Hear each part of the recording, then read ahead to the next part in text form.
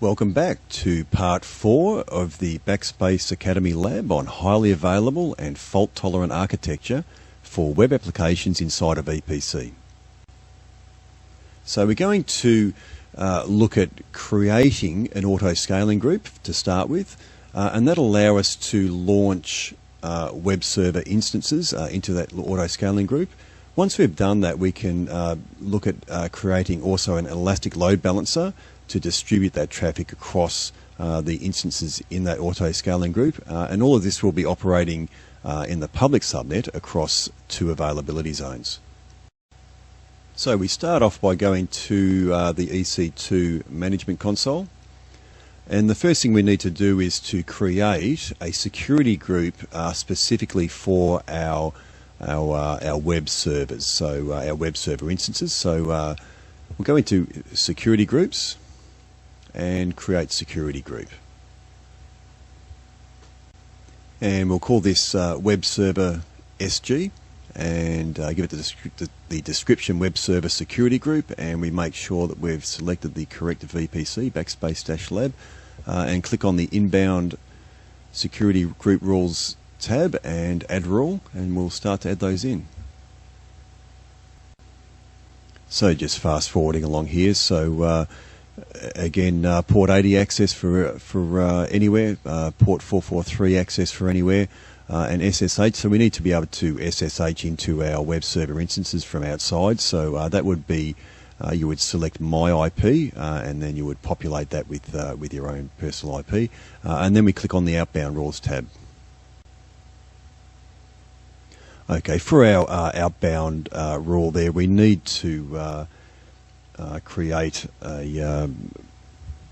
another rule for our port range for MySQL. Unfortunately, we don't have the DB server security group set up yet, so when we do that, we can put that in there. So we just leave it as it is for now and click on Create. So now that we've created our web server security group, we need to grab the actual group, the ID of that security group, and then we need to put in a rule for that for access. So just copy that group ID, go into our inbound rules, and we click on Edit, and then we do another rule for all traffic, and that will be coming from, and there's our web server security group. So all traffic in the same security group will be allowed inbound.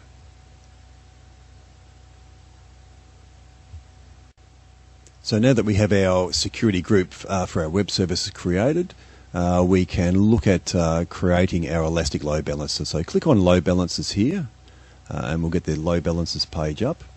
Once that's popped up, we'll click on create load balancer. So we're going to call this backspace-lab-ELB. We'll make sure that we select the correct VPC, backspace-lab VPC. We're not creating an internal load balancer. We're creating one that's going to be internet facing. So we're going to have here, it's going to be receiving HTTP traffic on port 80. Normally you would also put in here port 443 HTTPS, but for the lab we won't do that because we don't have an SSL certificate to upload to the load balancer to do that. But in a production environment you would have HTTPS here. You would upload your SSL certificate to the load balancer, and it would forward that on to your web server instances as HTTP. But for now we'll leave that as is, and now we've got to select our subnets. So the subnets we're looking for are our 2 public subnets we're going to be launching these instances into, or we're going to be balancing our instances in. So public subnet number 1 and public subnet number 2. Now we've got to assign a security group, so we need to select our web server security group, which we've got here, and just deselect that one there. and configure our security settings. So it's come up with a warning there just telling us that, we haven't done, the SSL protocol, HTTPS, as we explained before. We won't be doing that for the lab, but in a production environment, you would definitely be doing that. Okay, so configuring our health check. So we're just going to basically do a TCP on port 80, and we'll leave that as it is. Maybe we might just have this timeout increase a little bit to 10 seconds maybe. And so that's fine there. So we just click on add EC2 instances. So we don't want to add any EC2 instances because our instances are going to be launched into a auto-scaling group. Enable cross-load balancing and connection draining is what we want. So we're going to be balancing across multi-AZ. And tags, we'll give our instances a name of web server, I think will be the go. Okay, so review and launch. So let's just create that now. Okay, so our load balancer has been successfully created. Okay, so looking at our newly created Elastic Load Balancer there, one thing we can see here under port configuration, we have here stickiness disabled. Okay, so it's important when you have a web-facing application like this.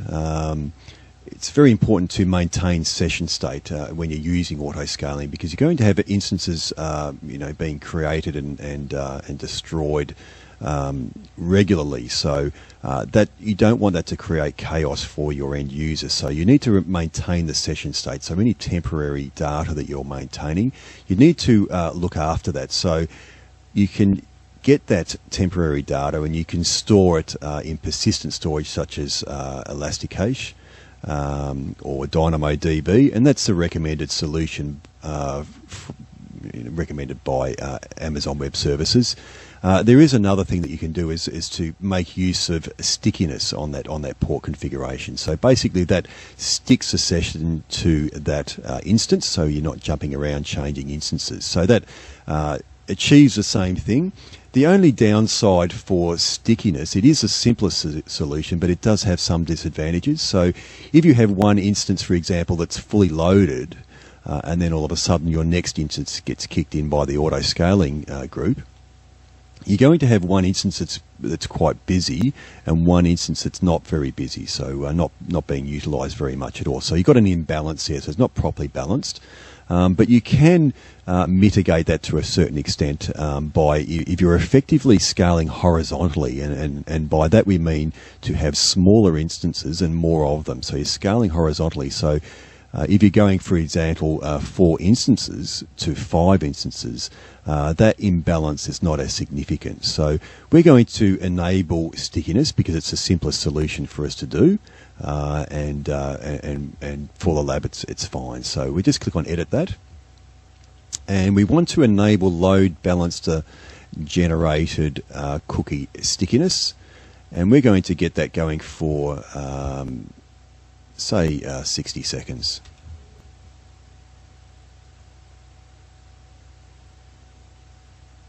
Okay, and that's done there. So now that our Elastic Load Balancer is set up, we can look at creating our launch configurations and then our auto scaling group. So we'll click on launch configurations. So we'll click on create launch configuration. Okay, so we're going to go to our community AMIs. And we're going to look for a WordPress HVM type AMI.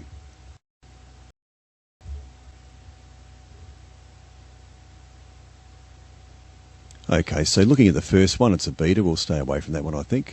So probably this third one here, WordPress. Yep, virtualization type HVM. That looks fine to us, so we'll select that one. Okay, T2 micro is fine for this for now. We want to scale horizontally, so use the small instance. and which will be fine for the lab. So we'll call this backspace-lab launch. We're not requesting spot instances. We won't use an IAM role there. We don't want CloudWatch detailed monitoring, just that basic monitoring is fine for us. We're not going to be changing anything here. This is where you would be putting in your user data, and that would be very useful if you wanted to put in a bash script to download the latest copy of your code, your application code or whatever, or the latest copy of or latest version of WordPress. That would go in there. IP address type, so we don't want to assign an IP address, so do not assign a public IP address to any instances. The reason we're not going to be doing that is that our ELB will be handling that for us.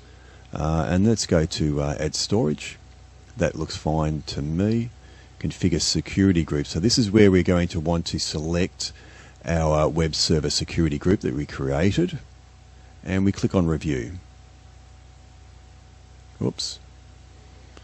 I'll select that properly this time, and we click on review. Okay, so that's looking fine. And we select our key pair.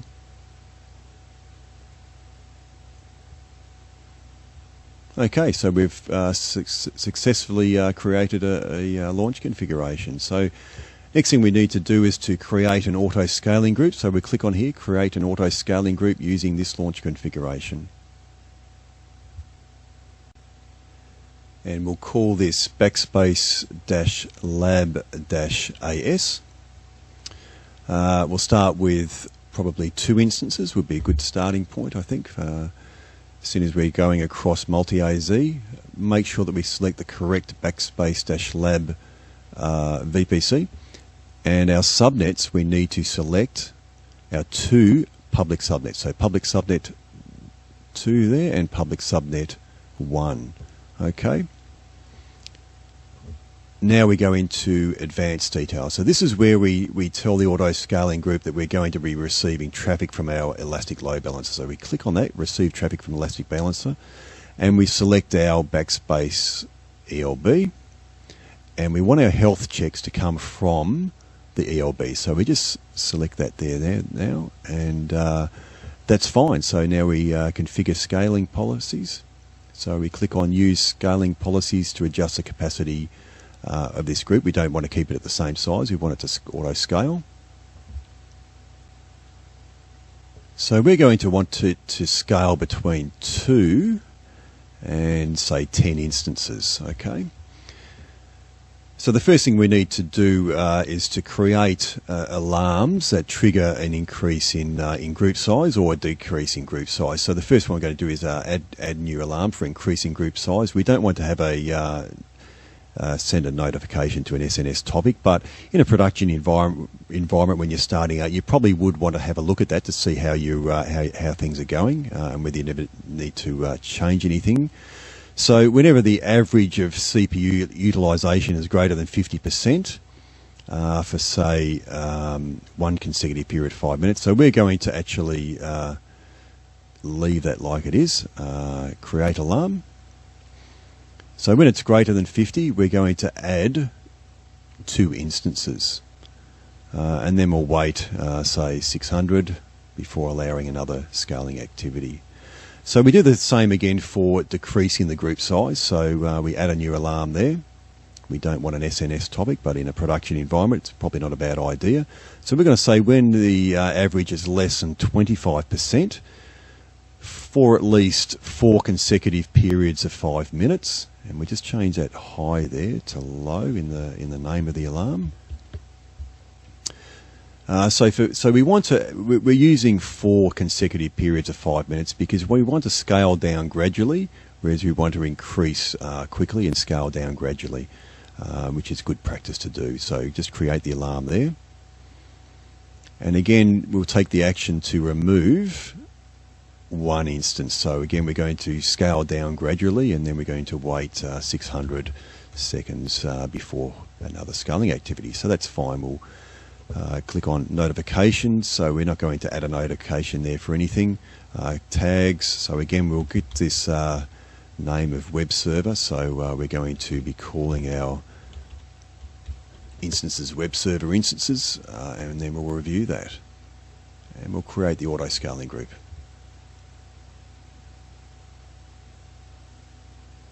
Okay, so that's successfully been created. So we'll just close that. Okay, so there's our auto-scaling group. Now that is set up there to launch 2 instances. So we go into instances here, and we'll see that our 2 web server instances will have been created. Okay, so there we go. So we've got web server there, and we've got another one here. So let's have a look at that. And that's fine. And that's in one of the public subnets, so 7489. And this one is in the other public subnet. So that's working fine. And this will take quite a while for it to initialize, do all its checks and that sort of thing, and then take quite a while to properly register with the load balancer. So we'll go back to our auto-scaling group.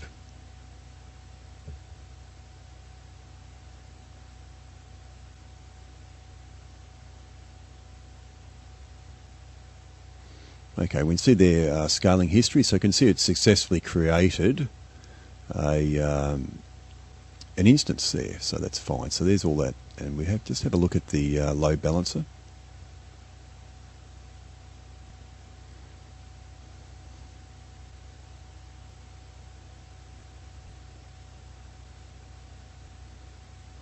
Okay, so there's our elastic load balancer that's distributing traffic across those instances. So let's have a look at instances here. And here we can see we've got those 2 web server instances. So one of them is saying in service, the other one's saying out of service. So like I said before, it's going to take quite a while for this to properly register and to be properly set up on the elastic load balancer, but it will eventually stabilize and work itself out. So you can see here we've got healthy no, whereas with the other ones yes, but they're both identical, so there's no problems here. It's just going to take a little bit of time for it to for things to happen. And we look at the health check there, that's fine. Okay, so just going back into load balancers, and we look on the health check there. So if you find that the ELB is dropping out instances, you might want to increase the interval on your health check. So we'll just increase that up here. So we'll make that to 60 seconds.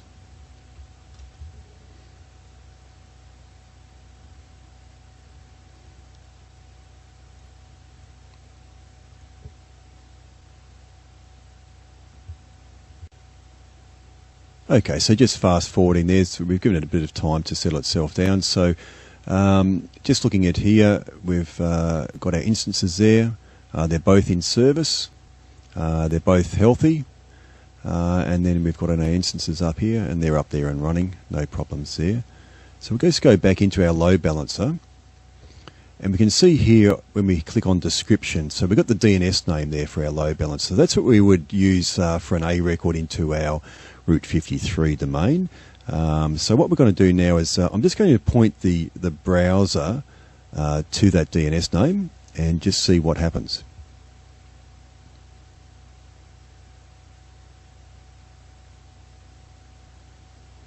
Okay, so as expected, we've got a WordPress blog that's been delivered by our Elastic Load Balancer.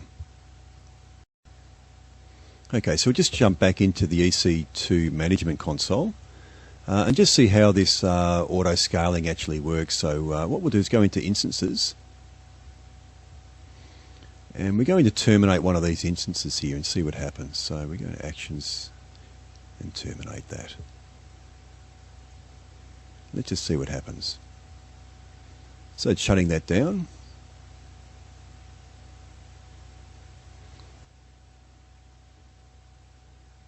Okay, so we just jump into auto-scaling groups, and it'll change different status. It's now not yet in service, launching a new instance, but it'll eventually work its way to being successful, and then we'll see it coming up in here. So let's just go into here.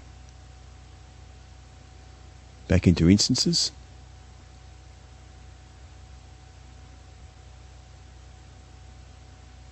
Okay, and there we can see is our it's created another web server here, and it's going through its status checks.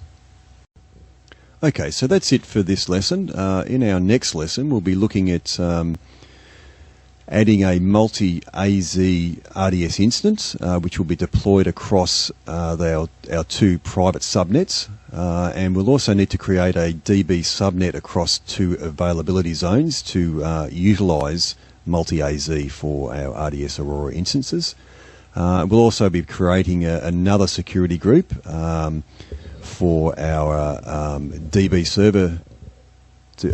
server security group, and we'll be updating our web server security group as well. So see you in the next lesson.